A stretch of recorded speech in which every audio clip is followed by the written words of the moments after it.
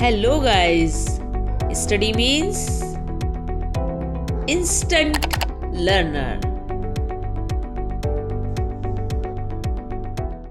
Hello everyone, I Seema Bhardwaj welcome back to my YouTube channel Instant Learner.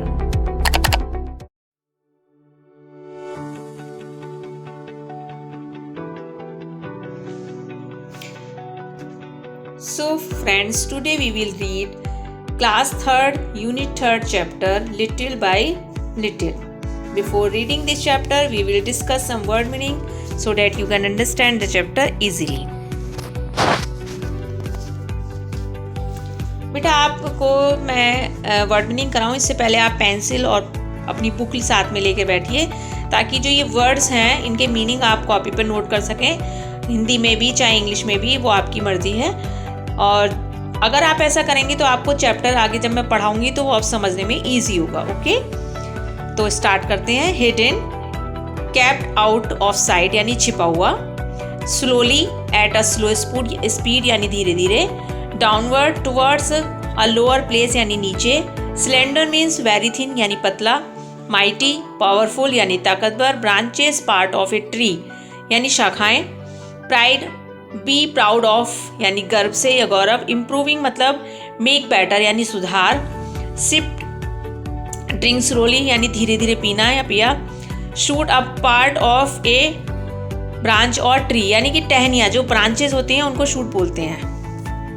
Okay, now we will read the chapter little by little. बेटा chapter का नाम बहुत अच्छा है, ये poem है। इसमें सबसे स्टार्टिंग में एक लाइन लिखी है, even the biggest tree begin life as tiny seed. मतलब इवन जो बिगेस्ट ट्री होता है, बड़ा सा पेड़ होता है, उसकी भी जो लाइफ होती है वो किससे शुरू होती है? एक छोटे से बीज से, है ना। तो स्टार्ट करते हैं chapter. Little by little an acorn said. एक अकॉर्न कहता है लिटिल बाय लिटिल यानी धीरे धीरे, थोड़ा थोड़ा करके वो अपने बारे में बताता है कि वो कैसे आगे बढ़ता है। As it slowly sank in its mossy bed. जैसे धीरे धीरे ये अपने, सैंक मतलब होता है डूबना, मॉसी मतलब दलदल जो होती है ना उसको मॉसी बेड बोलते हैं। तो वो दलदल को, मिट्टी वाली जो होती है उसमें उसको अपना बेड बता रहा है। वो धीरे धीरे इसमें अंदर डूब रहा है। I am improving every day. मैं रोज इम्प्रूव कर रहा हूँ, धीरे थोड़ा थोड़ा इम्प्रूव कर रहा हूँ। Hidden deep in the earth away, जो अर्थ से नीचे छुपता जा रहा हूँ। Little by little each day it grow, और धीरे धीरे रोज थोड़ा थोड़ा बढ़ रहा हूँ। Little by little it sipped a due. धीरे धीरे एक मतलब जो ड्यू होता है बेटे, सुबह ओस की जो बूंदें होती हैं उसको ड्यू बोलते हैं। वो उनको सिप कर करके पीता है। Downward it send out a thread like root, और नीचे जो है ये अपनी एक धागे की तरह से रूट्स को फैला रहा है, भेज रहा है। यानी कि वो जो बीज है वो अंदर अंदर अपनी जड़ें फैला रहा है धागे की तरह से।